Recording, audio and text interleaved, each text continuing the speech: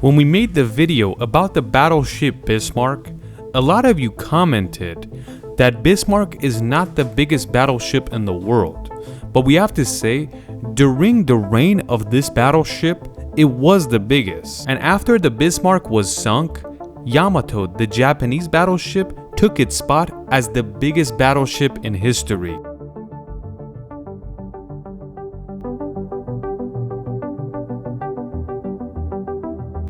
We all know that after World War I ended, or the Great War, there was a lot of tension in the air and another world war was around the corner. And that is why every country that was somewhat powerful started building the best arsenal they've had ever had in history, especially in the Navy department. Of course, you can't forget about Japan on the other side of the world. It was working very hard to build its arsenal up. Japan has a much weirder culture than anyone you've ever seen. At this time, the Japanese are very racist towards their Asian country, and of course they're very patriotic. Like a Japanese kid was taught this way: every person on earth can be sacrificed for Japan, and that means they didn't consider anyone other than a Japanese person important. It was reasons like this that things like Unit 731 was created, which we made a video on, or what happened in Nanjing. In a patriotic manner, this is how a Japanese person thought. Anything they did in life had to profit Japan some way or another, kinda like 17th century Britain. After World War II, where Japan beat not only Russia, but China as well, it had become a superpower in its own area. After that war was finished, they pressured China to rent them or lease them Manchuria, which is a vast place northern China, and it's about 700,000 square kilometers. Since Japan was more powerful than China at this time, they had to agree. Just imagine how much pressure was on China for them to lease out an area this large. When we get to 1931, it is the least powerful era for China, and it's the most powerful era for Japan on the other side of the sea. The Japanese have had Manchuria for about 26 years, and they're thinking of different ways to own this piece of land. It's at this time that a train track in Manchuria that's being operated by Japan explodes. And of course, the Japanese blame the Chinese and send their troops towards over there to take over that land. 300 Chinese soldiers are killed, and the Japanese have control over the entire area. After they took over Manchuria, they thought they were gods after this, because they had taken over something from an ancient superpower towards their east, and they were feeling proud. Of course, when other Asian countries, especially East Asian countries, were watching this, they were not happy that Japan is taking all this land. But their power was nothing against Japan, so they didn't do anything. And when the Japanese realized that they're making a lot of enemies for what they're doing, they decided to step up their navy game and make it stronger and stronger. The Japanese had no fear of any other country in the world except the US, and they wanted to make their navy in a way where they can battle this country. One of the many plans they had is to build the greatest battleship the world had ever seen, and this battleship would be able to fight other navy ships at one time without sinking. In 1937, the design for this massive battleship was approved. And they also gave this battleship a name, Yamato.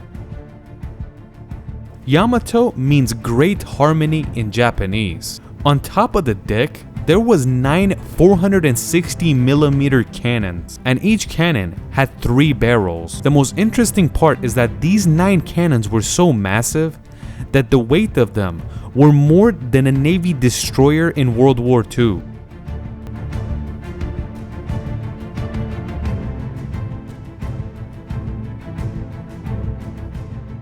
They approved to build 2 of these battleships, and in November 4th, 1937, they start building them in Yamato, Japan.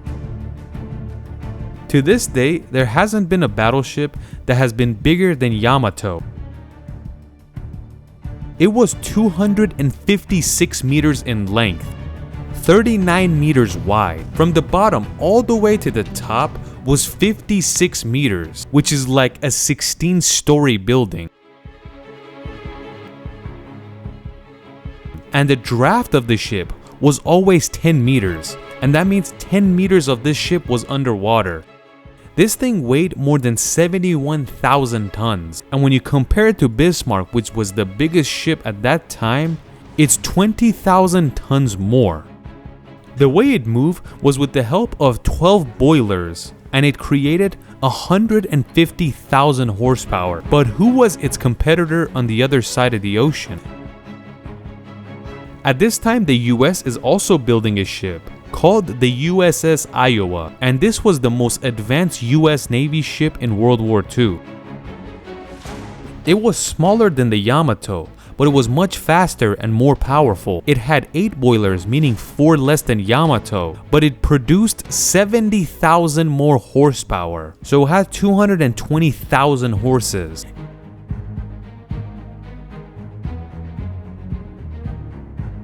In this era, you could compare how advanced the ship was by its speed. The Yamato could reach a maximum speed of 30 kilometers an hour, but the USS Iowa was more than double at 61 kilometers an hour. A speed like this for a battleship is very important, and it could help it out in sketchy situations.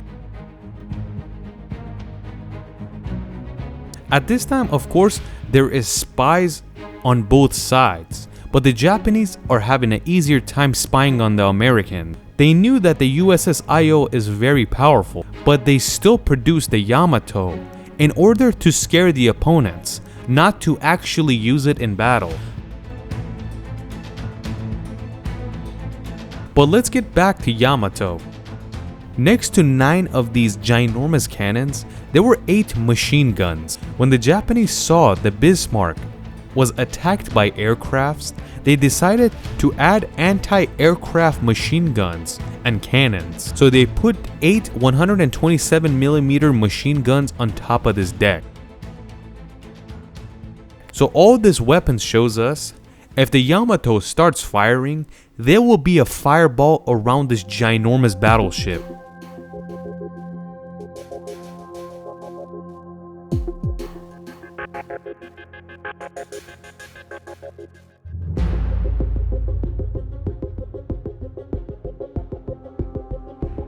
The Yamato had very thick skin that were all made of steel, and for the very first time, stick welding was used to stick it all together, while other battleships use rivets. Of course, rivets is no problem and it's sometimes better, but it's impressive that the technology was so good that they used stick welding.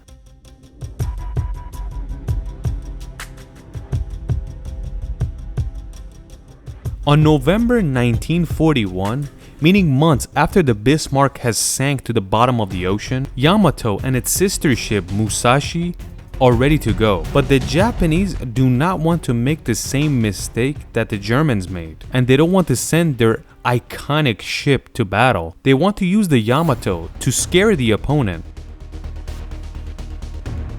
If you know the US history in World War II, you'll know that in December 1941, the Japanese attacked Pearl Harbor, Hawaii, and after this attack happened, the US president not only declared war on Japan, but a few days later they declared war on Germany. One of the main reasons that the Axis power lost is because the Japanese started the war with the Americans, and they added more firepower for the Allies. Alright, let's get back to Yamato and Musashi. The Japanese are busy fighting with their other battleships, but these 2 jewels are in the port not moving. And that is until we get to October 1944. This is when the Japanese are falling back. And every battlefront against the Americans, they're losing and retreating. This is when they sent the Musashi forward. On the 24th of October 1944, when Musashi enters the Leyte Gulf in the Philippines, it all of a sudden is confronted with a bunch of American Navy ships. Musashi didn't see the US battleships, but they saw them from much farther away because how giant it was. At this time, Australian battleships are sailing along with the Americans, so of course they had a lot more firepower than the Japanese. And when the Allies see them, they shoot as many torpedoes as they can, and they also attack them with aircrafts, bombing the ship.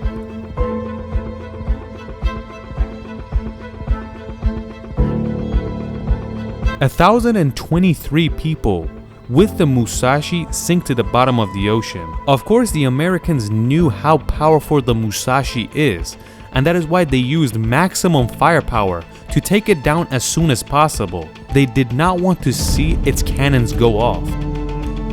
After the Musashi sinks to the bottom of the ocean, in every battlefront, Japan continues to lose, and it's retreating backwards and is losing land every day. This is when we get to April 7th, 1945. The Allies are very close to Berlin, and it's only a few days left till they get there, and Japanese cities are being bombed every day. And this is when the Japanese Navy commander orders the Yamato to go to war. When this giant battleship begins its journey, it has 2,700 personnel in there. 2,700 Japanese, and every single one of them know this is a suicide mission and they will not be returning. But just like we said, they were so patriotic that they would gladly give their life for their country. Ever since the Yamato left Japanese soil, the Americans know exactly where it is and where it's going. So instead of confronting it with battleships and destroyers, they aerially attack it. Airplanes that not only shot at the Yamato, it also dropped bombs. 3 waves of aircrafts, which each of them had more than 30 aircrafts, passed over the Yamato while shooting at it and dropping bombs.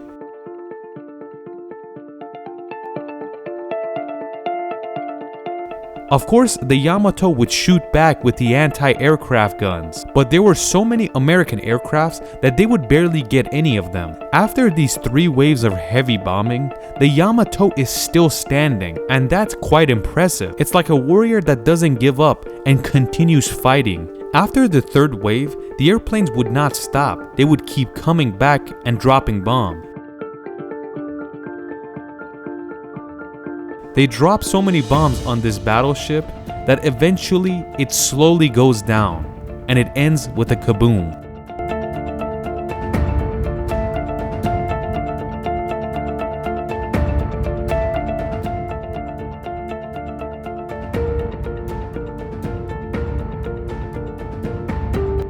After the Yamato sinks to the bottom of the ocean, the authorities said, burn any files you have of the Yamato and the Musashi, because nobody can know how and why we built this thing. And this is one of the main reasons that you don't really see proper photos of these 2 battleships. And even if there is any photos, it's from afar, taken from other ships. After this battle, Japan does not give up, and they fight even harder for 4 more months. And in the end, it ends with the atomic bomb.